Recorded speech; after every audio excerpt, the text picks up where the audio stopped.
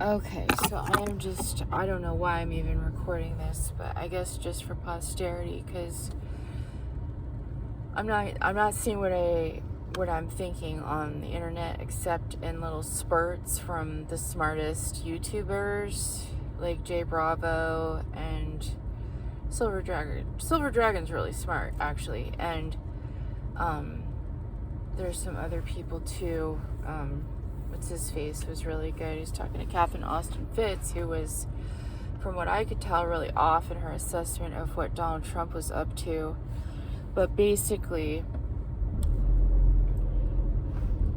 what I could see was that for 60 years or something, for a long time, they figured out, like the big bankers figured out, how between gold and the US dollar to sap as much equity as they could out of the American economy using silver, right? So a lot of people are like, silver's always been money. Well, yeah, silver's always been money. Gold has always been money.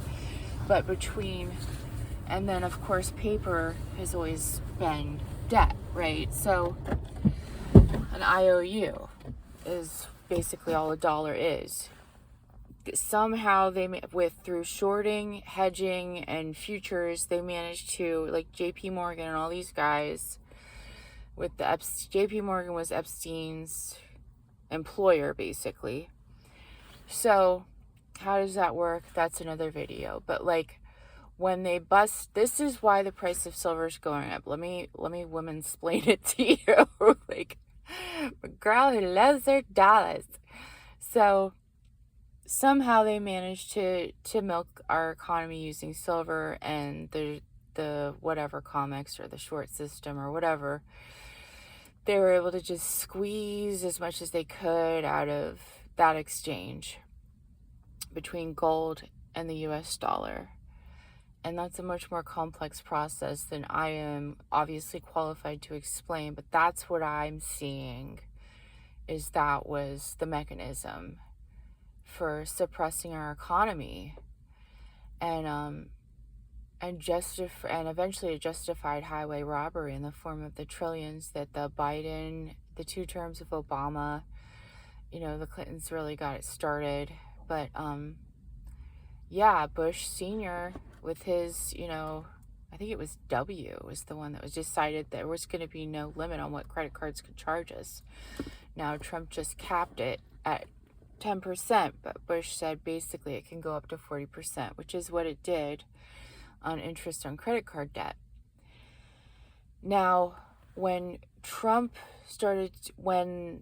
they replaced a lot of people in the 7th District of New York, the courts, and they were able to get that conviction about a year and a half ago to stick with those 3 major JP Morgan executives who were spoofing silver. Everybody there was criminal, but like, these were the guys that went down finally. So there was finally something that happened, and the charges stuck, and that sent a ripple wave through the economic community that you're going to get in trouble for doing this, whereas before it was like everybody does it. So when it started to go up about, and this past summer in 2025, it started to go up, started to make some moves. And I think that somehow, I don't know exactly what the incident was, but they couldn't do that system between the dollar and gold anymore with silver. So that little bouncy game they were playing with silver, just constantly taking the cream off of the top of, the milk of our country, they couldn't do it anymore. So that started to cause discovery with the price of silver in that marketplace. And once that started, it could, you can't put it back in the box. It's going to go. So, and Trump he's nudging it along. So that's what I'm seeing. Catherine Austin Fitz is very wrong about Donald J. Trump. I think he's not a Trojan horse. I think he's gonna ride that Trojan horse to get us off the fiat currency and gold-backed dollar, baby.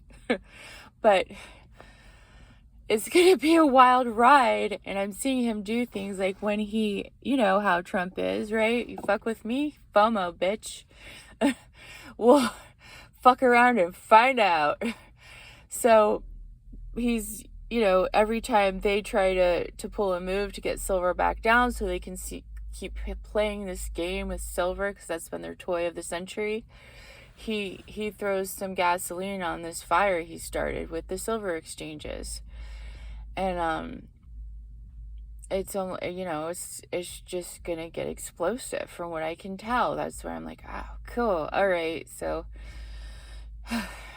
this is a kind of lottery ticket, but it also does mean that, yeah, there's going to be a lot of conflicts, because this is a huge change in the monetary system.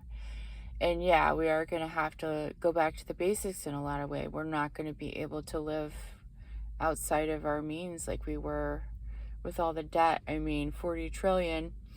I've been watching that go up for, it's got to, yeah, Trump is a fiscal guy. So JP Morgan bought Apple credit card thinking they were going to somehow be able to leverage the debt to keep playing the silver markets. And you know, like 2 days after they did that, they bought the Apple credit card because they were supposed to do something with the CBDCs with the Apple credit card and stablecoin, which is a slavery system. The Trump administration was like, fuck you, credit cards are capped at 10%. Fuck Bush W. They're capped at 10%. Go ahead, play all you want, but that's the limit with your funny money. You're stuck to the board game. And then the next week, Comics was doing all these things to try to, you know, like make it harder for the price of silver to go up. They indicted Jerome Powell, right? So, and they replaced him at the Fed. So, and then the week after that was Greenland, and that, you know, and Venezuela before that, and it's just a nonstop, you know, China now. So China really kicked it off. I don't know what went on behind the scenes there, but right then Venezuela, then, you know, first it was JP Morgan with the Apple credit card thing, and then the 10%, and then Venezuela, and now, you know, Greenland, and, you know, it's just like with the EU trade wars, it's like there is no way out for them. So they are probably going to shut the markets down, which will be interesting because, yeah, that's what I can tell, is that they're getting a lot of the foreigners out, and they're making it so we can have gold and silver in our monetary system safely without it just leaking out of the country every day it comes into the system and gets used for that. So, and that's what we need to do. We need to secure our borders, and then we need to secure our economy so that we can start building our country, putting it back together piece by piece. So we'll see what happens. We'll see if I'm right, but that from what I've studied in history, you know, this is a return to what Kennedy's initiatives were back in 1960, and that was what he tried to do. He tried to get us up, to reinstate, make sure we stayed. He tried to get rid of the Fed. There's some dollars that have, so they're issued by the government instead of the Federal Reserve. They say something different at top. I can't remember what it is, but those are kind of collectible items.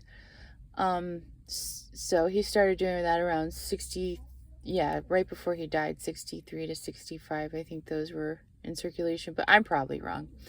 Anyways, I'll post this so I have it, and I have it for my notes.